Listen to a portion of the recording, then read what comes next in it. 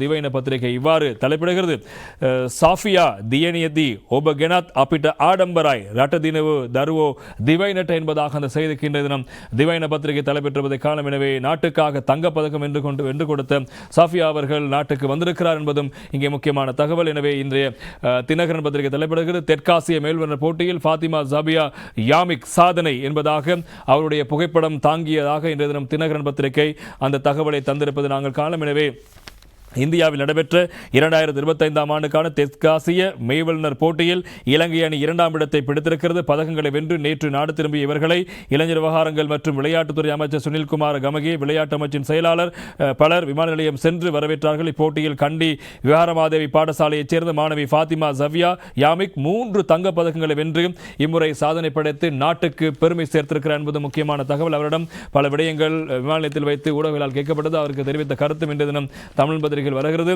சவால்களையே என்னை சாதனையாளராக்கியது கூறுகிறார் ஓட்டப்பந்தய வீராங்கனை ஃபாத்திமா ஜாபியா என்பதாக அந்த செய்திக்கு தலைப்பிடப்படுகிறது.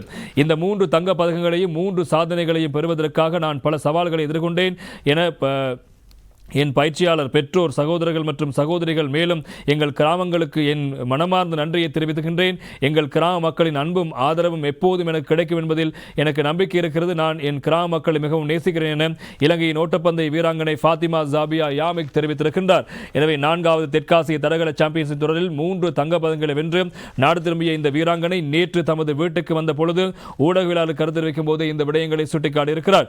இப்பொழுது சில விடயங்களை பற்றி பேச வேண்டிய அவசியமில்லை என நினைக்கிறேன். பிரிவினைவாதத்துக்கு இடமில்லை. தவறான கருத்துக்களை எவரும் பேச வேண்டாம். ஏனெனில் எங்கள் கிராம மக்கள் இப்போது நல்ல நிலையில்தான் இருக்கிறார்கள். முன்பிருந்த சில பிரச்சனைகள் இப்போது இல்லை. அதனால் அதை குறித்து மக்கள் பேச வேண்டிய அவசியமில்லை.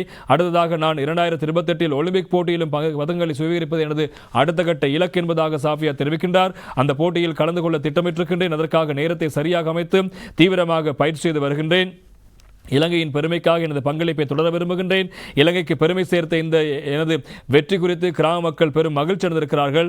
என் சாதனைகள் எனக்கு மட்டுமல்ல, என் பயிற்சியாளர் அவர்களின் உழைப்புக்கும் கிராமத்தின் ஆதரவுக்கும் கிடைத்த வெற்றியாகும்.